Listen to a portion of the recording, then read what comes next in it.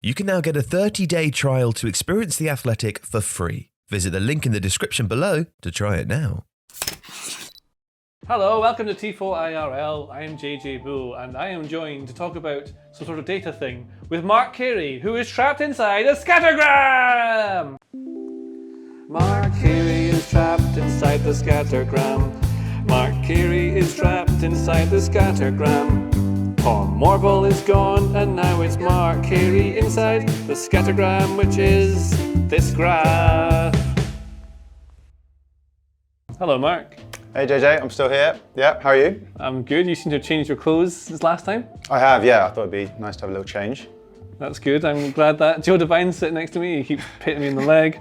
Anyway, so in this Scattergram, which I can see on my device that I acquired from a Scattergram shop, we're going to look at why Erling Haaland is the greatest goal scorer on earth ever. Well, we're talking about Too soon. We're talking about under 23s here for now, but it's nice to speak in hyperbole, I guess. But yeah, we're basically looking at goal scoring against expected goals and who is overperforming against their expected goals, but only amongst under 23s and those who have played at least 10 games since the start of last season. What are your axes? So let me try and get this right with my weatherman style. So we got non-penalty expected goals on the x-axis over here. So expected goals, spoken about a lot, essentially the quality of chances that a player is getting.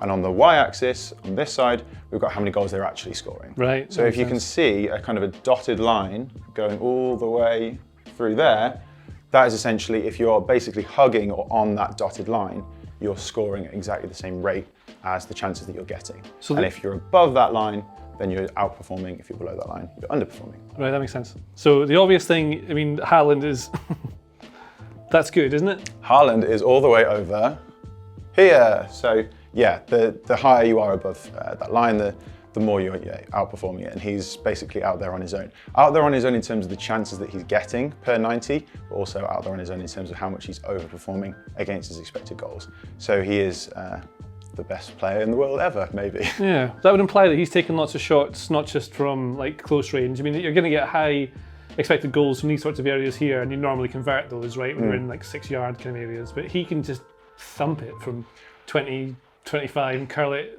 if he wants to. It's all sorts of shots he's taken. Yeah, that's what I was going to say as well. If you watch the video of his goals, even this season, not even going back to last season, he's just, the word I was describing as is emphatic. There's no doubt that any chance he's going to get, he's just going to, yeah, as you say, thump it and just slot it. You sort of have no doubt. When someone's under 23 as well, they are a little bit kind of volatile in their actions, and he just plays like he's 30 years old. Yeah, he plays the most confident human boy I've ever seen. And then another confident human boy is Kylian Mbappe. Now he is not as high up as I thought he might be. I mean, he looks good. Is it just because Haaland's such an outlier that Mbappe doesn't look to me as though he's good?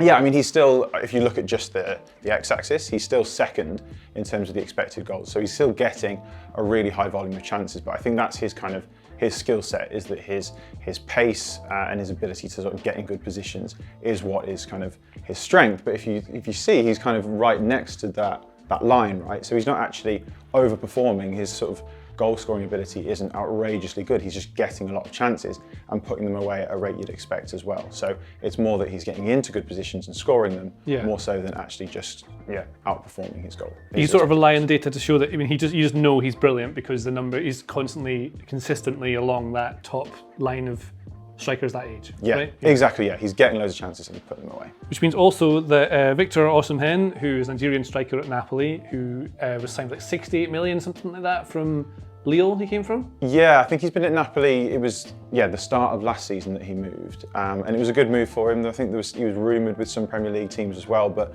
I think he might actually get a move with the greatest respect to Napoli, get a move to another higher quality team in the coming years, because you can see again, he's a bit like Mbappe really, just slightly sort of lower down the scale. He's getting into really good chances, getting really good goal scoring opportunities, and putting them away at a really high rate as well. He's also rapid. This is the thing. So like Haaland is so quick to accelerate, and in terms of pure speed. Then you've got Mbappe, who's obviously like lightning. Then Osimhen, one of his main attributes is his pace, really. And then Alexander Isak below him is another really quick forward. Yeah. Isak's an interesting one as well because he was overperforming against his expected goals last season, and he had a great season. I think upwards of 20 goals. I think he scored for Real Sociedad, and this season he's still doing okay, but he's not scoring at quite the rate. So that's another reason that it's good to look at these things over a longer period in terms of the actual data, the sample size that we have, because when you look at him on the scale, he's actually exactly where he should be overall in terms of the chances he's putting away. But he's getting a lot and scoring at the rate overall that he should be. Now, it's soon to be transfer season and everyone wants to buy a striker. Everyone says you have to buy a striker. Not a lot of these will be available. One that might be is Dusan Vlahovic, who's at Fiorentina just now, doing very well. Is he good according to this chart? He is, in that he's above expectation if you just look at him, in terms of being above that line. I think there's maybe a bit of hyperbole around him because he is a very good penalty taker as well. I could be mistaken, but I think he's scored or at least taken the most penalties of any other player in the top 5 European leagues since the start of last season. So his numbers are slightly inflated by that. Exactly, yeah. So I think that people think he's kind of a goal-scoring phenomenon. He is putting those chances away, but when you look at him kind of on the graph, he's there or thereabouts kind of where he should be. Potentially he's a little bit more human than maybe people are making out. Are there any non-humans inside your scattergram? It's a strange question, but I think one other person that I wanted to speak about was Jonathan David as well, because I think that he'll probably get a move sometime soon to a bigger club, again with the greatest respect to Lille. Because you hate Lille, don't you? No, yeah, it sounds like I do. But no, so he's similarly kind of putting chances away slightly above average. But I think what's interesting as well is speaking about his expected goals per shot, which I think we've spoken about before. So the average quality of a given shot that he has is 0.25, give or take. So essentially, he's getting chances that are worthy of 1 goal every 4 shots. So he's getting into really high quality areas. So I think that if he can sort of bottle that and carry that on throughout his career, then he's going to be scoring loads of goals and he's deserving of a bigger team. So one last thing you told me, not that you exist outside the scattergram, but you told me via space phone that all of these tend to be not from England. Like, there's no Premier League players really in this list. Phil Foden's in there somewhere. Fabio Silva somehow's got in, even though he never gets a game. But yeah, why is that? Yeah, well, I just think it's an interesting thing where, Erling Haaland is, in a class of his own anyway, but it's just interesting to see the players kind of more towards that right-hand side of, is it that the leagues that they're in maybe are a little bit more kind of fruitful in the chances that these players can get. So why is it that we're not seeing as many players in the Premier League or under 23 players in the Premier League at that high end?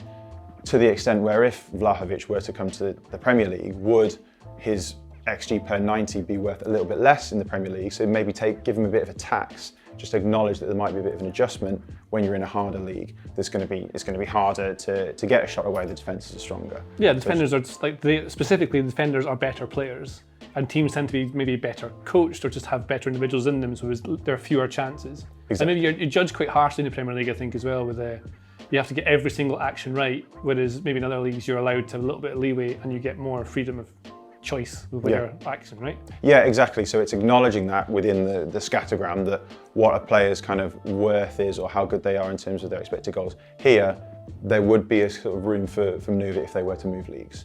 So I think it's an important point to make if there are going to be moves in January, sensible transfers coming up.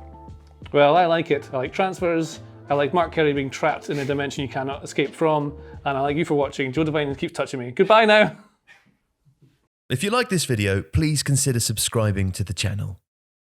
And if you do enjoy Tifo, then you'll probably also like The Athletic. If you watch our tactics videos, you should go and read Michael Cox. If you're into data, read Tom Warville. And if you're into transfers, it's David Ornstein. Plus, if you're a fan of any Premier League team, then there's a journalist dedicated to you, and you can try it for free for 30 days now by clicking the link in the description.